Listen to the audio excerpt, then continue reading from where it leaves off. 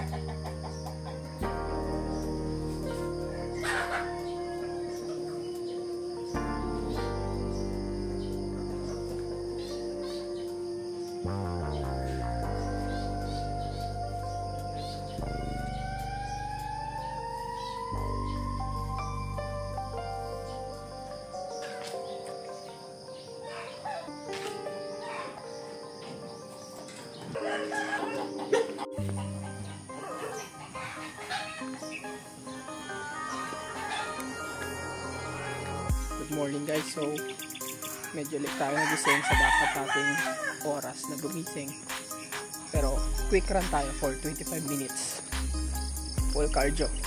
Yeah, let's go.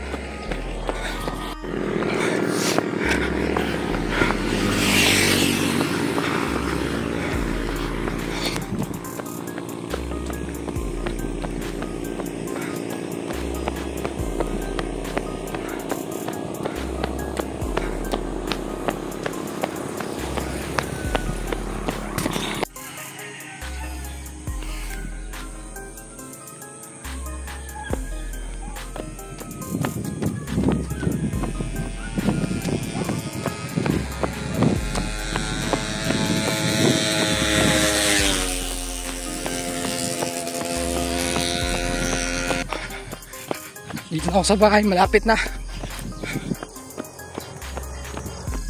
3 minutes na.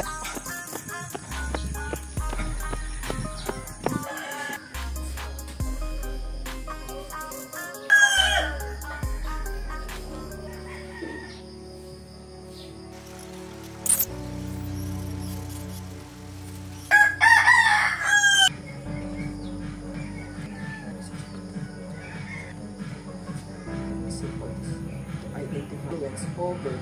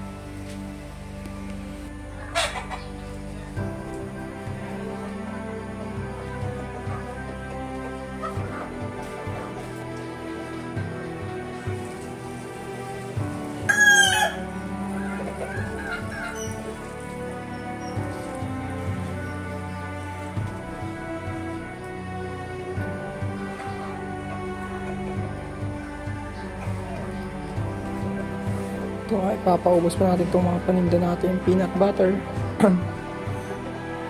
Wala na tayong 5. Papaubos natin yan. Kaya tara.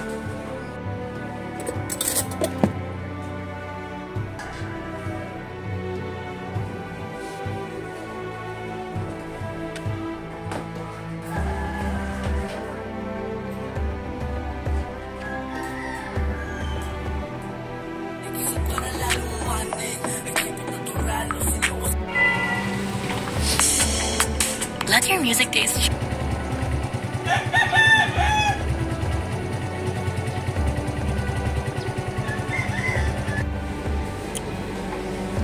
Trabaho. Hindi ko lang kasama ko yung may hawak ng susi.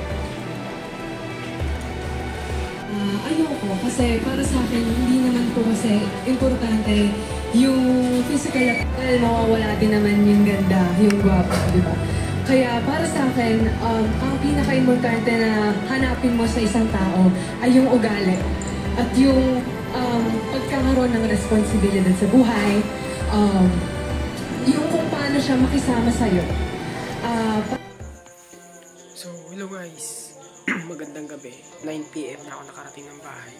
Merong konting problema sa amin. Yung magkakapatid, yung mga tito-tita ko nag-aaway. Napapaisip ako, what if magsarili na naman ako ulit. Umalis na lang ako dito kasi medyo magulo talaga. Walang peace of mind. And yun, magkahapunan na rin. Parang gusto ko na ulit magsarili na lang. Isa na lang ulit katulad ng ginagawa ko dati. Kaya ko naman eh. And may pera pa naman ako. Walang peace of mind. And ang gulo na parang gusto ko na lang magsarili ulit na mas safe. Tahimik yung isip mo. Wala kang i-worry. Less paggasto. Yan. Nalata naman sa mata ko. Napapaiyak ako kasi medyo nadamay din ako. Muntik na ako magkasuntukan. Umampag lang naman ako. Hindi pa ako may damay. And sumbatan pa ako ng mga kung ano-ano dati. Ng mga nagawa nila para sa akin dati. Nasumbatan pa ako doon. Ayoko na ng ganun. Sobra na ako sa pagkanantyalan. Wala na akong nararamdaman. And kayang-kaya ko mag-cut off kahit sino nang walang pagdadalawang isip. And para sa akin, parang advantage yun. Kasi wala talaga akong nararamdamang sakit, tuwa, or saya sa mga bagay-bagay na nangyayari sa akin. Siguro nakakaramdam ako ng saya once na may kita ako or may perang pumapasok sa akin. Pero kung mga feelings like in love, family, wala na akong nararamdaman, guys. I don't know. Hindi ko masisisi yung sarili ko kung bakit ako naging ganito.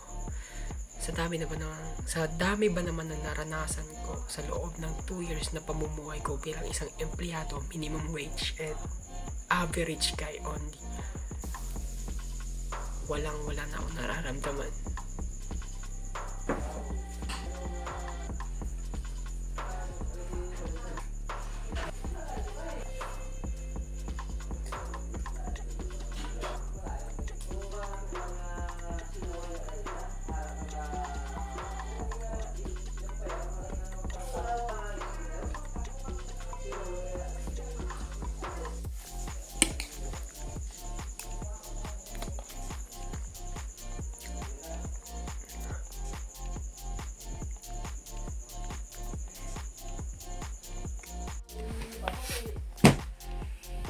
Skip muna tayo sa evening routine natin kasi nga 11 PM na. Hindi ko bumawi ng tulog.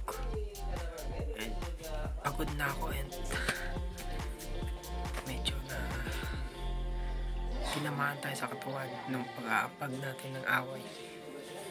Wala akong magagawa. Medyo masakit katawan ko ngayon. Nabigla akong binagga. Katapos ko lang din kumain. Wala ng evening routine. And day off natin bukas. Papawi na lang tayo bukas.